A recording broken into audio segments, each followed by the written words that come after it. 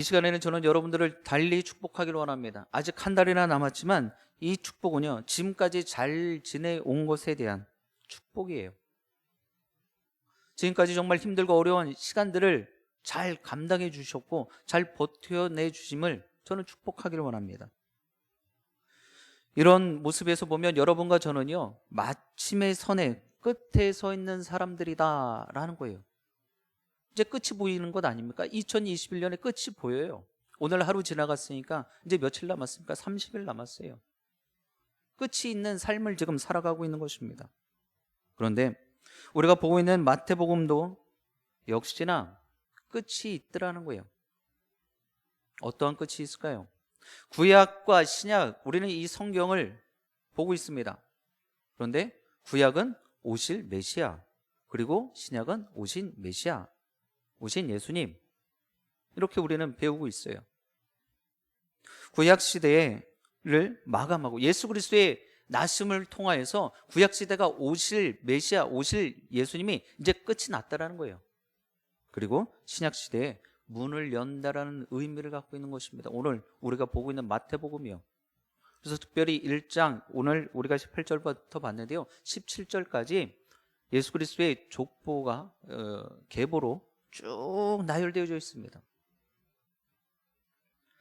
이렇게 새로운 시대의 문을 연다는 그런 의미를 갖고 마태복음이 시작되어졌고 쓰여졌고, 그리고 또 이 첫 장에 예수 그리스도의 계보가 족보가 기록되어진 것입니다. 오늘 말씀에서도 우리가 좀 깊게 들여다보면요, 우리와 같이 끝에 선 사람의 모습이 기록되어져 있습니다.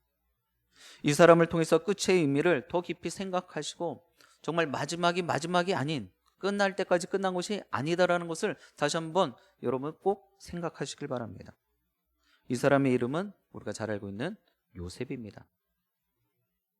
그에게는 마리아라는 약혼녀가 있습니다. 그런데 이 약혼녀 마리아에게 일이 일어나죠. 감당할 수 없는 큰 일이 일어납니다.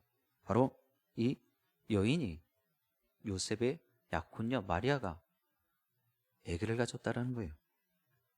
이것을 마태복음 1장 18절은 이렇게 기록하고 있습니다. 예수 그리스도의 나심은 이러하니라. 그의 어머니 마리아가 요셉과 약혼하고 동거하기 전에 성령으로 잉태된 것이 나타났더니, 남편 된 요셉과 함께 하기 전에 잉태가 되어졌다는 것입니다.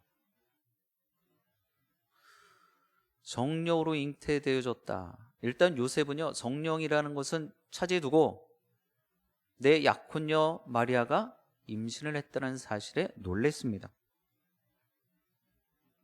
잉태라고 하는 것은 우리가 잘 알고 있는 것처럼 마리아 여인이 아기를 배는 것 아닙니까? 아기를 그 뱃속에 품게 되어진 것입니다. 혼전 임신을 한 경우가 되어진 것입니다. 약혼녀가.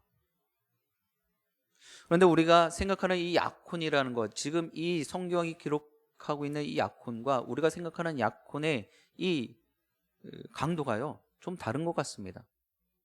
주석을 살펴보니까 이때 예수 그리스도께서 나시는 이 유대 시대의 약혼은요, 법적인 효력이 있었다고 합니다. 지금이야 약혼은 좀 쉽게 깨질 수도 있고, 그리고 뭐 아니면 접을 수도 있는 그런 모습이에요. 법적인 효력이 크게 없습니다.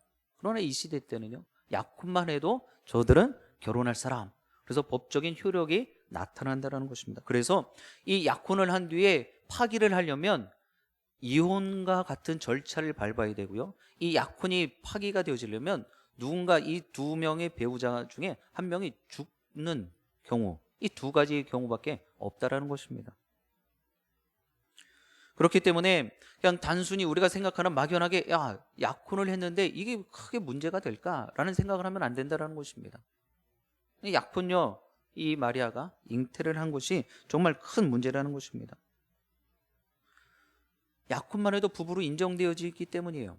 그러니 동거도 하지 않았는데, 동침도 하지 않았는데 잉태가 되어졌다 하는 것, 이것은 정말 파경의 모습이죠. 그리고 개인적으로 마리아에게는 죽음을 의미하는 것입니다. 여러분들, 유대의 율법에서는요, 이 불륜을 저지른 사람, 그리고 정결하지 못한 이 여인은 돌로 쳐 죽이라고 신명기의 말씀에 다 기록되어져 있습니다.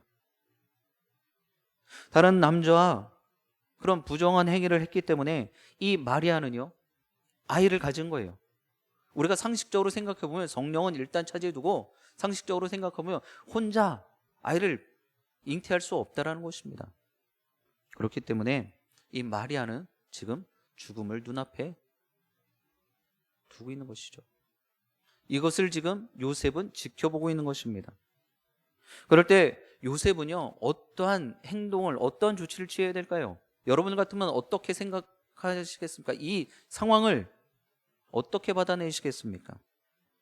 그러한 요셉의 행동과 조치가 19절에 기록되어 있습니다.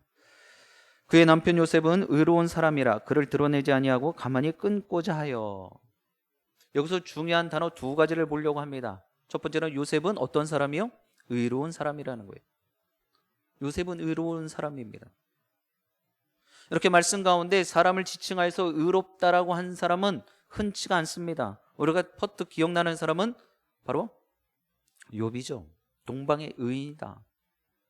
그리고 신약에서 이 요셉, 의로운 자다라고 지금 기록하고 있습니다. 이 의롭다라는 뜻은요, 헬라어로 디카이오스예요.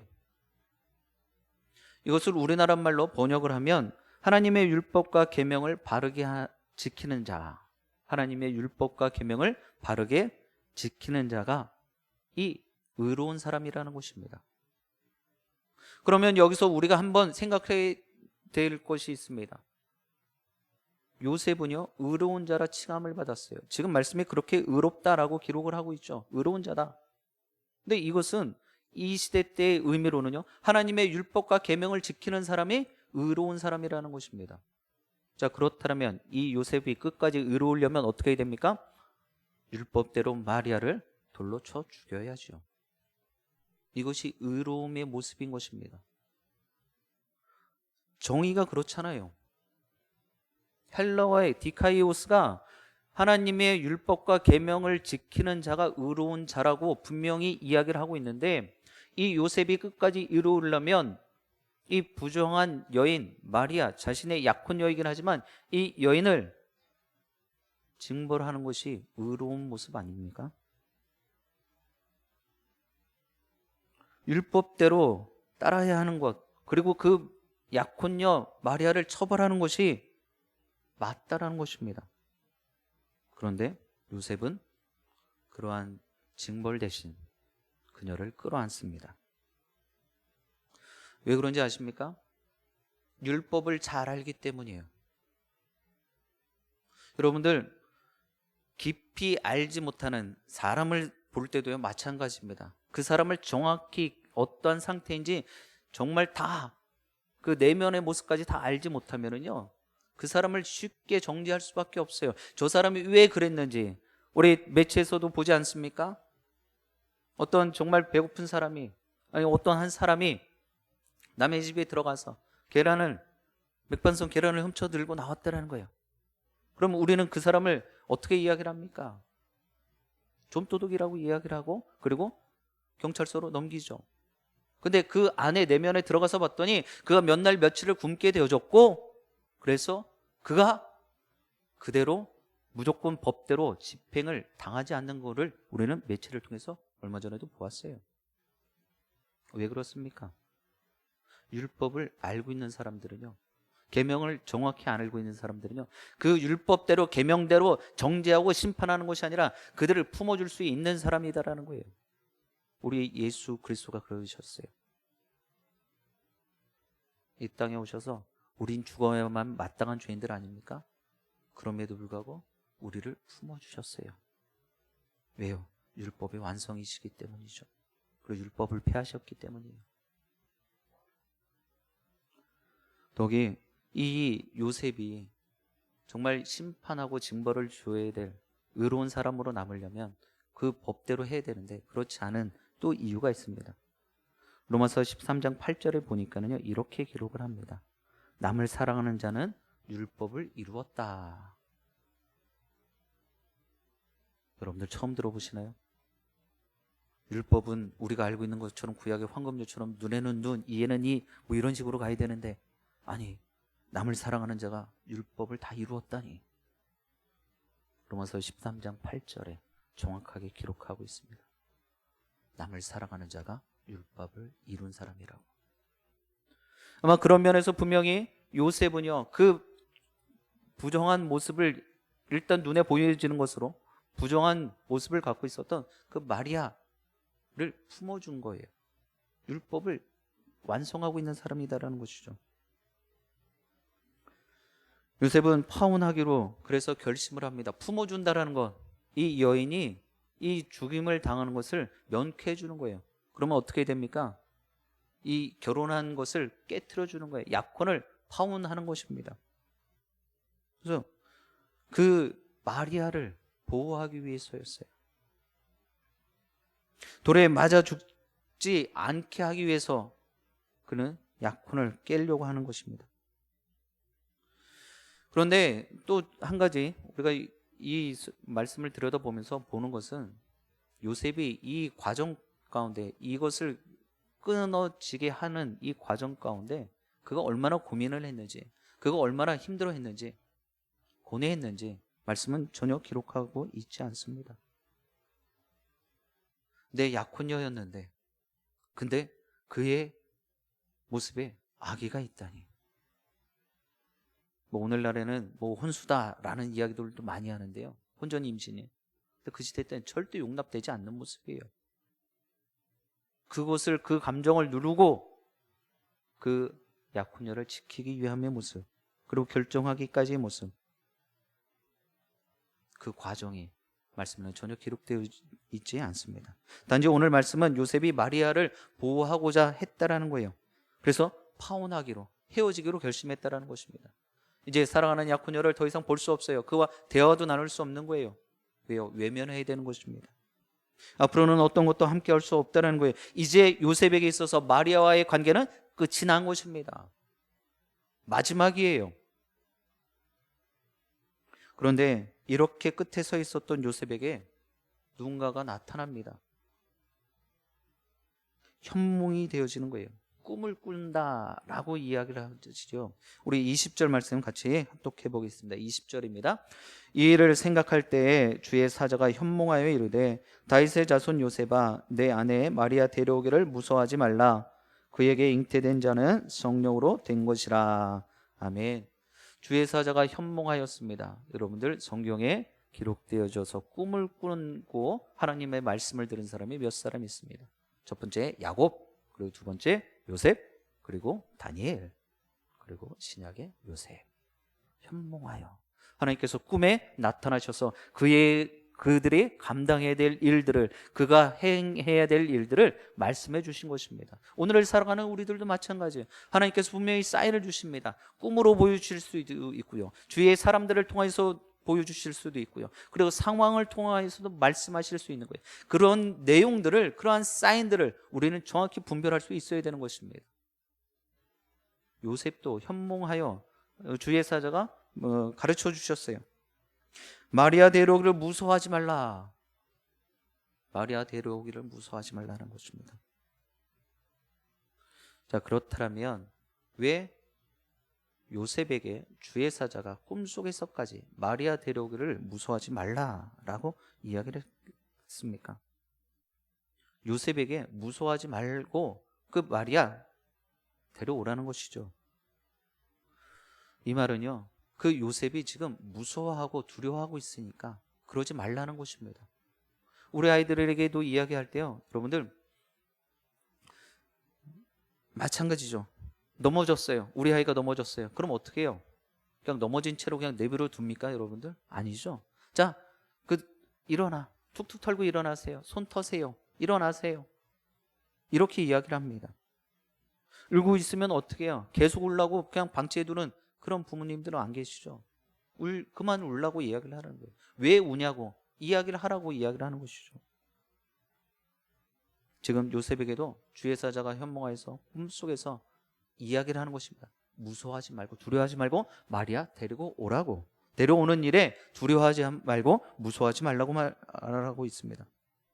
왜 두려워하지 말라고 그렇게 명령하고 말씀하고 계십니까? 요셉에게 왜 그런 용기가 필요한 것입니까? 마리아를 데려와야 하기 때문이에요. 내 인간적인 마음으로는요, 빨리 파기하고 약혼 깨고 정말 남처럼 살아가야 돼. 왜? 내 위치와 내 처신도 있지 않냐? 이런 생각할 수 있다는 거예요. 그런데 하나님의 방법, 하나님의 계획은요, 전혀 그렇지 않더라고요. 마리아를 데려와야 되기 때문에 내 마음속에 있었던 걱정과 두려움과 무서움들을 다 떨쳐내고 그저 우리가 이야기하는, 내가 명하는 마리아 데리고 오라는 것입니다. 마리아가 말도 안 되는 상황에서 잉태되어졌으니 끊어버리자라고 생각을 했는데 하나님께서는 정반대의 말씀을 하시는 거예요.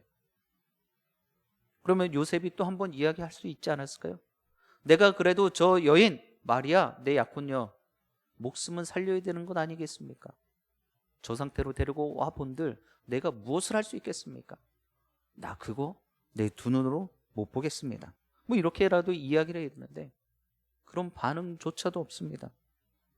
우리 하나님께서는 그 관계를 끊어버리라는 것이 아닙니다. 단절시키자는 것이 아니에요. 그러니 용기를 가지고 그 약혼녀 데리고 오라는 것입니다. 이제 마리아를 데려오라는 주님의 말씀 앞에 요셉이 어떻게 반응을 합니까? 여러분, 아주 중요한 문제예요. 내 생각과 전혀 다르잖아요. 나 이미 결정했어요. 끝내기로, 마치기로 결정했단 말이에요. 이게 마지막이에요. 내가 당신에게 해줄 수 있는 것 마지막이야. 선의를 베풀어 주는 거야. 이런 지금 마음이에요. 근데 우리 하나님 어떤 모습이십니까?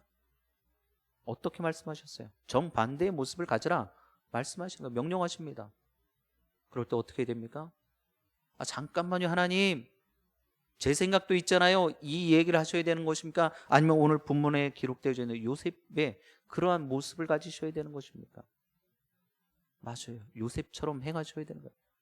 내 생각이 아닐지라도, 정말 내가 갖고 있는 두려움과 걱정과 염려가 한가득일지라도 그것을 다 주님께 맡겨놓고 두려워하지 말라고 말씀하시는, 걱정, 의심, 염려하지 말라는 그 하나님의 음성 듣고 우리는 담대하게 그 음성에, 그 말씀에, 그 이끄심에 전적으로 순종하고 나가기만 하면 되는 것입니다. 그래서 24절을 보면 그의 아주 순종적인 그런 모습이 기록되어 있습니다. 우리 같이 합독하겠습니다. 요셉이 잠에서 깨어 일어나 주의 사제의 분부대로 행하여 그의 아내를 데려왔으나, 자 보세요. 그가 꿈속에서 하나님의 음성 듣고 하나님의 말씀 듣고 어떻게 행하였습니까? 그대로 날았어요. 순종했단 말입니다. 그래서 결혼하게 되어집니다. 파혼이 결혼으로 변화되어집니다. 끝난 줄 알았더니 끝난 게 아니었어요. 끝이 시작으로 변화되어진 것입니다. 과정이 되어진 거예요. 절망이 희망으로 변화되어진 것입니다. 다시금 이 땅에 온 인류를 구원할 아기 예수 그리스도가 다시금 나심이 회복되어진 것입니다. 어둠이 빛으로 변화되어진 거예요. 이것이 바로 오늘 주님이 우리에게 전하는 메시지인 줄 믿습니다. 대림절이 되어지면 오늘 본문 말씀 가지고 이 모양 저 모양으로 아기 예수님께서 우리와 함께 하시겠다, 임마누엘의 하나님, 이런 이야기로 가득가득 채워지죠. 다른 시선으로 바라볼 수 있어야 됩니다. 오늘 요셉의 모습을 통해서 이 철저하게 순종하고 따랐던 이 모습을 우리는 닮을 수 있어야 되는 것입니다. 사랑하는 영신가족 여러분, 오늘 요셉과 마리아의 모습을 보면서 끝이 아니다라는 거예요. 그래서 오늘 말씀의 제목도 끝이 시작입니다, 이런 상투적인 말이 아니라 끝은 과정이다 라고 제가 이야기를 하는 것입니다. 그렇다면 그 끝의 과정이다, 마친 것 같지만, 마지막인 것 같지만 또 다른 시작이며 과정이다라는 것입니다. 주님이 주님의 말씀을 이루어져 가는 과정, 이것이 끝이라는 의미라는 거예요. 나는 이미 다 끝났습니다. 나는 포기했습니다. 내 인간적인 모습들 포기했습니다.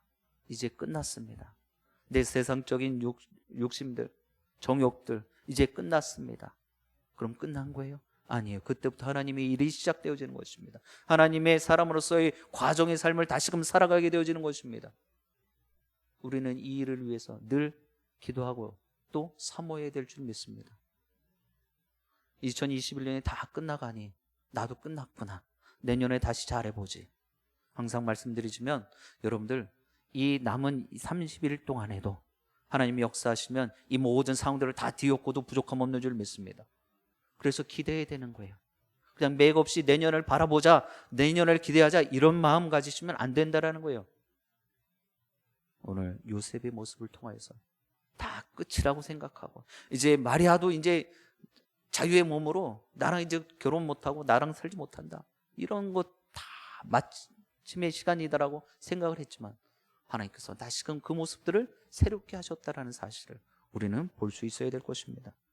그러므로 사랑하는 영신가족 여러분, 11월을 마치면 12월이 되는 것처럼 올해를 마치게 되면 우리는 또 내년을 시작하게 될 것입니다.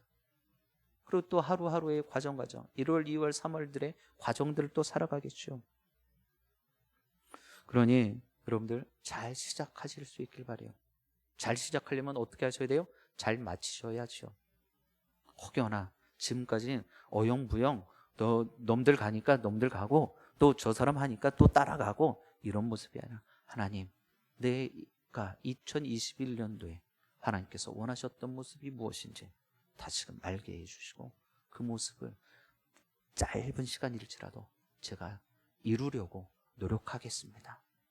그래서 마침을 잘하고 새로운 2022년을 기대함으로 소망함으로 시작하겠습니다라는 그런 귀한 마음들이 있길, 또 그런 도전과 소망이 여러분들의 삶의 자리에 충만하게 되어지길 주님 여러분 축복드립니다. 그래서 또 이렇게 이야기를 하면은요, 이렇게 딴지를 거시는 분들이 있어요. 목사님, 시작이 좋으면 끝도 좋고 뭐 또 첫 단추를 잘 끼워야 한다, 뭐 시작도 잘하고 마지막도 좋으면 좋은데 이런 말도 있지 않습니까? 첫 끝발이 개 끝발이야, 뭐 이렇게도 이야기를 하시는 분이 있어요. 그럼에도 불구하고 우리는 우리에게 주어진 어떤 상황 형편이든지 간에 그것을 잘 감당해야 되는 줄 믿습니다. 처음이 좋았다라고 해서 그것이 마침의 시간에 무조건 나쁜 일이 아니에요. 하나님께서 좋은 모습으로 선한 모습으로 시작하게 하셨으면 마지막까지도 선한 모습으로 맞춰지기를 우리는 부단히 노력하고 기도하고 또 하나님의 영광을 위해 쉼 없이 다른 박질을 해야 되는 것입니다. 근데 처음에 인간적인 마음이 그렇잖아요. 처음에 내가 생각했던 것보다 잘 되는데 괜찮은데 이러면요 교만하기 시작하는 거예요. 그러면 뭐예요? 우리가 배웠던 것처럼 교만은 뭐의 선봉이요? 패망의 선봉이라는 거예요. 그러니까 처음 잘 되는 것이 마지막에 안 좋다라고 많은 사람들이 이야기하는 것입니다. 그럴 모습이 잘 되려면 마침의 모습이 선하게 끝나고 또 다른 시작의 과정을 잘 맞이해야 되는 줄 믿습니다. 사랑하는 영신가족 여러분, 주님은요 요셉의 끝을 통해서 새로운 시작을 알리셨습니다. 마찬가지로 주님은 우리의 끝을 통해서 다시금 이 어렵고 힘든 엄중한 상황에 하나님의 백성들을 통하여서 새로운 시대를 열기를 계획하고 계십니다. 또 준비하고 계십니다. 여러분들이 그 새로운 역사의 주인공이 되어 주셔야 합니다. 지금까지 주님과 함께 매년 잘 끝마쳤던 것처럼 올 2021년에도 그 주님과 함께 잘 마무리하시고 새로운 삶이, 새로운 새해가 주어졌을 때 정말 첫 모습이 가장 선한 모습으로 하나님께서 가장 크게 이뻐하실 모습으로 잘 시작하게 되어지길 주님의 이름으로 간절히 축원드립니다. 기도하시겠습니다. 우리의 삶의 선하신 목자 되어주시는 하나님 아버지,